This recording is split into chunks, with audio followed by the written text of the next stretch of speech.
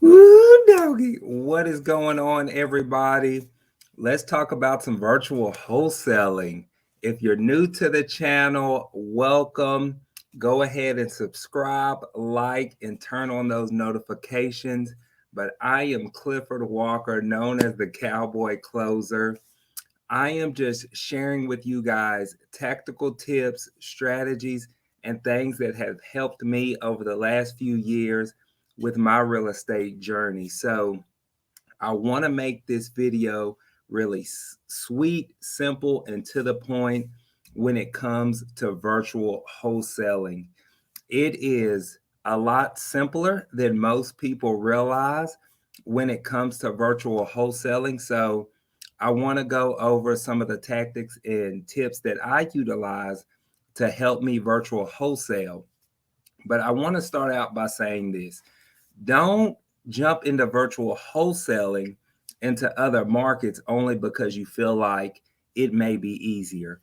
It isn't necessarily easier, it's just different. And the tactics and strategies that you utilize, or processes rather, that you utilize to complete a completely virtual wholesaling transaction is just a little bit different.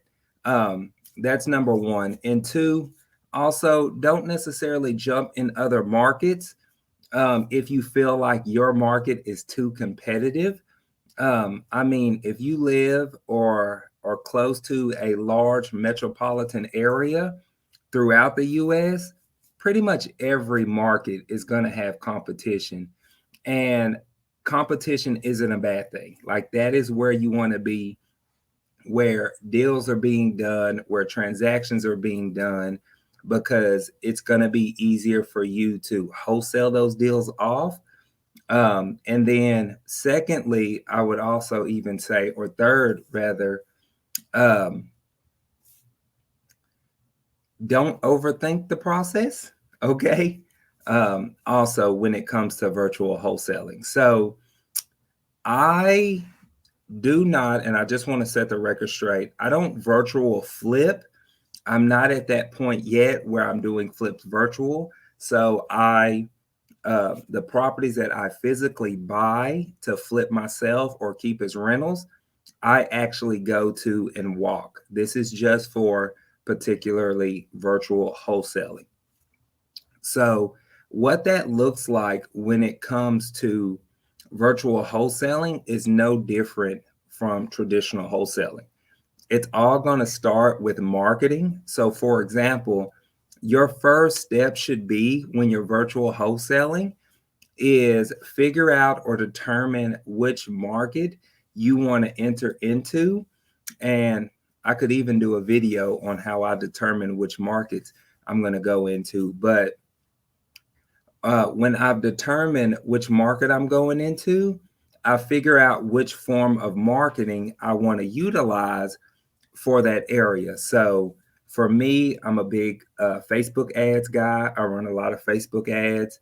I do a lot of cold calling, and ringless voicemails are my main three forms of marketing. So I would either turn on Facebook ads for that particular market, or if I'm going to cold call, I'm going to start by pulling data, either the foreclosure list, probate list, tax delinquent, etc. Skip trace it and start cold calling. Start actually doing marketing to generate leads for that specific area. Excuse me. And when I'm generating leads, you're just having that same conversation as if you would if you're doing it right in your backyard. Okay. You're getting details about the property. You're kind of just building up that rapport. And I will say this: when it comes to virtual wholesaling, because although my main market is Dallas Fort Worth here in Texas, I still virtual wholesale here in Dallas, Texas. So there's a lot of rapport building and trust that needs to be built when it comes to that, because you're not going to look at the property. Okay. And so having a conversation with the seller, and I'm estimating my repair costs. This is the big one, and this is how people, or where people are getting hung up. You do not need to send contractors out to these properties to get bids on them. You don't whatsoever. And I don't. So, for example, I'm just kind of using common sense. If I'm having a conversation with the seller, and I'll say, hey, Mr. or Mrs. Seller, tell me a little bit about the property. Now, most sellers are going to underestimate the repairs. So you automatically know just to add a little additional uh, funds, so to speak, to the repair costs. But if the house was built in the 70s or 80s, I mean, even the 90s, right?